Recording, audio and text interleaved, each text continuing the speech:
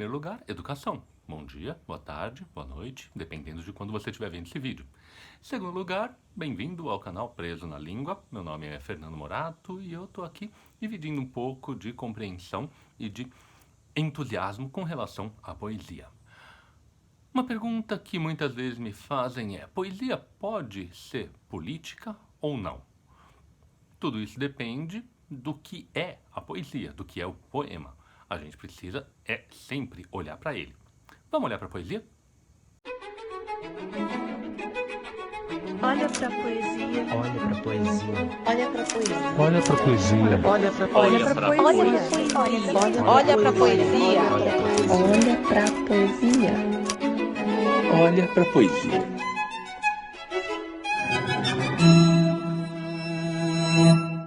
Então, poesia pode falar de política? Não vai ficar menor? Não vai ficar inadequada? Não vai ficar feia? Poesia sobre política geralmente é ruim, não é? Mal feita.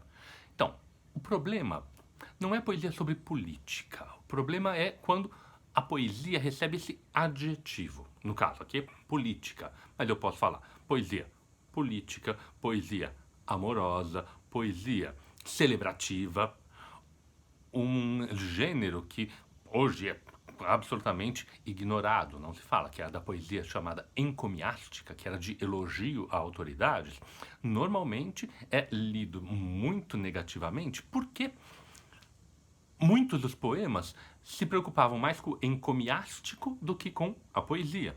É o que pode acontecer com a poesia política, que não olha para a poesia, ou para a poesia amorosa, que não se preocupa com a poesia. Esse tipo de preocupação, esse tipo de superposição é o que pode criar algum problema.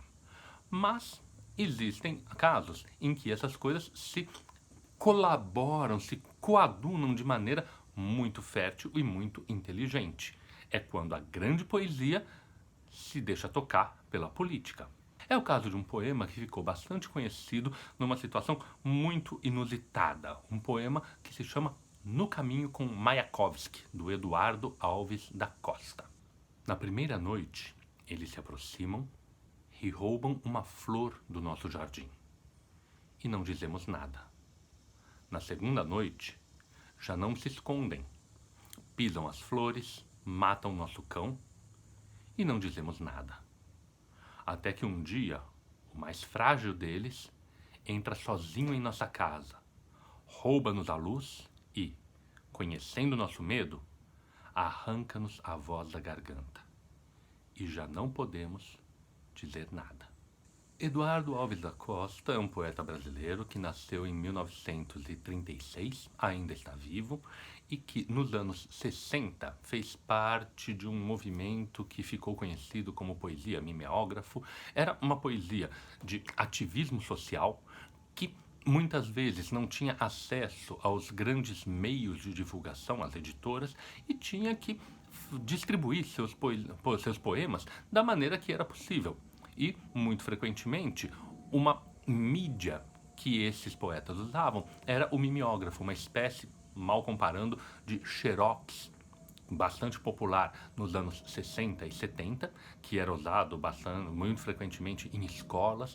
Muita gente da minha geração fez provas que foram copiadas em mimeógrafo e às vezes se usava isso para fazer poesia e distribuir também, em edições extremamente precárias, mas era o que era possível numa situação de censura, uma situação de cerceamento das liberdades. Esse poema tem uma história interessante porque é um poema de razoável tamanho, é um poema longo que tem várias estrofes, mas essa estrofe em específico, ela se independizou e acabou sendo copiada em várias páginas volantes e distribuída para todos os lados. E foi atribuída ao poeta Mayakovsky, ao poeta russo Vladimir Mayakovsky, esse aqui, que foi uma figura bastante importante dentro da Revolução Bolchevique de outubro de 1917. O Mayakovsky tinha uma ideia de poesia revolucionária. Outro perigo quando o revolucionária podia se sobrepor à poesia. Ele, no geral, equilibrou bastante bem a ideia de poesia e de revolucionária. O Mayakovsky ficou bastante conhecido e por causa do título desse poema, muita gente acabou confundindo e atribuiu essa estrofe ao Mayakovsky.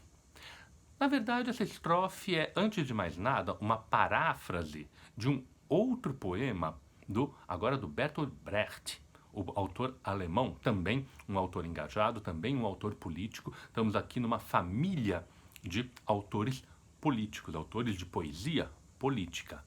O poema do Brecht é certamente um poema que já foi muito divulgado. É esse daqui. Vamos dar uma olhada. Primeiro levaram os negros, mas não me importei com isso. Eu não era negro. Em seguida, levaram alguns operários, mas não me importei com isso. Eu também não era operário. Depois prenderam os miseráveis, mas não me importei com isso, porque eu não sou miserável. Depois agarraram os desempregados, mas como eu tenho meu emprego, também não me importei. Agora estão me levando, mas já é tarde. Como eu não me importei com ninguém, ninguém se importa comigo. É nítida a semelhança entre o poema do Eduardo Alves da Costa e o poema do Bertolt Brecht. Na verdade, essa estrofe do Eduardo Alves da Costa, ela, no conjunto do poema, é uma ilustração. Na estrofe anterior, o eu lírico diz: todos conhecemos a velha história. E aí vem essa, que é nitidamente, como eu mencionei, uma referência ao poema do Brecht. Uma diferença que muda em algumas coisas. Eu, infelizmente, não tenho acesso ao alemão, não conheço alemão. Então, não posso dizer qual é a diferença entre o original e a tradução. Vamos falar sobre tradução em um episódio mais daqui a algumas semanas. A tradução muda muito. E o que eu posso dizer é que, em matéria de poesia, em matéria de construção linguística, o poema do Brecht tem inteligência e tem um objetivo muito claro. O poema do Eduardo Alves da Costa é melhor resolvido do ponto de vista poético. Intenções diferentes, evidente. O do Brecht quer tocar a ferida do indiferente, que é o homem que não se preocupou, não se preocupou, não se preocupou, não se preocupou, e agora ninguém se preocupa com ele. Por isso, a frase, por isso a expressão mas não me preocupei, mas não me preocupei, mas não me preocupei, se repete pontuando uma constante até chegar ao final, ninguém se preocupa comigo. E um centramento no indivíduo também, porque esses outros são mencionados, mas quem os leva não é mencionado. É uma terceira pessoa indefinida. Levaram, prenderam, e não está claro. E agora alguém me prende. É um eu tão ensimesmado que ele não enxerga essas forças políticas. O Eduardo Alves da Costa, por outro lado, ele está mencionando, apesar de esses eles serem ainda indefinidos, porque tem um pronome associado, ele fica um pouquinho mais material. Além do que, esses eles têm verbos associados a eles, mais individualizações. Roubam uma flor, pisam nas flores, matam nosso cão, e o mais fraco deles, aí se individualiza um dos membros do grupo, entra em nossa casa. E uma diferença é que, mais conciso, mais direto, o poema do Eduardo Alves da Costa salta em 3 passos para situação em que o eu vai ser diretamente atacado. Roubar uma flor, pisar as flores, matar o cão e arrancar-nos a voz. E aqui tem um outro dado, enquanto é tudo muito paralelo, muito chapado no poema do Brecht, aqui as coisas vão se intensificando de uma maneira muito interessante, porque da indiferença de algo absolutamente sem importância, como uma flor do nosso jardim, até um ataque pessoal, que é o nosso cão, até arrancar a voz, agora a nossa situação é muito mais violentamente alijada de independência e de possibilidade de reação do que acontecia no poema do Brecht. Claro que o poema do Brecht ajuda a criar melhor essa situação de eu sou indiferente, os outros vão ser indiferentes. Aqui, o poema do Eduardo Alves da Costa é bem mais dramático. E essa é uma grande característica desse poema. Elas são propostas diferentes, mas que se parafraseiam. Ah, então você está dizendo que ele não foi original? Sim, nessa estrofe ele não foi. E não é uma obrigatoriedade, a poesia não tem que ser original. Ela pode, muito bem, reconstruir, parafrasear, traduzir. É uma ilusão moderna essa de que a gente tem que ser original e inventar algo diferente. Não, a gente pode e deve se valer das tradições, se valer do que já existe no mundo. Ninguém fala no vazio. Quem tenta falar no vazio é justamente quem já não vai mais ter voz e fica absolutamente paralisado. O poema do Eduardo Alves da Costa, como eu mencionei, ele foi atribuído ao Mayakovsky. Isso ajudou a dar certa legitimidade. Circulou bastante. Por outro lado, é um poema que pode se sustentar independentemente, porque ele é realmente bom. Há diferença com outros poemas que foram também atribuídos a outras pessoas. Tem um caso bastante famoso, contemporâneo a esse, de um poema que circulava também em cópias manuscritas ou mimeografadas, atribuído ao Jorge Luis Borges, que era: se eu pudesse nascer amanhã, faria coisas diferentes, andaria mais descalço, coisas que, conhecendo um pouco do Borges, não tem nenhuma referência no que sempre foi a atitude dele, mas principalmente um poema mal escrito, um poema muito cheio de lugares comuns, um poema que não acrescenta. Então, não é a questão do meio, não é a questão do assunto, não é a questão do autor. O mais importante é o próprio poema, o que o poema faz.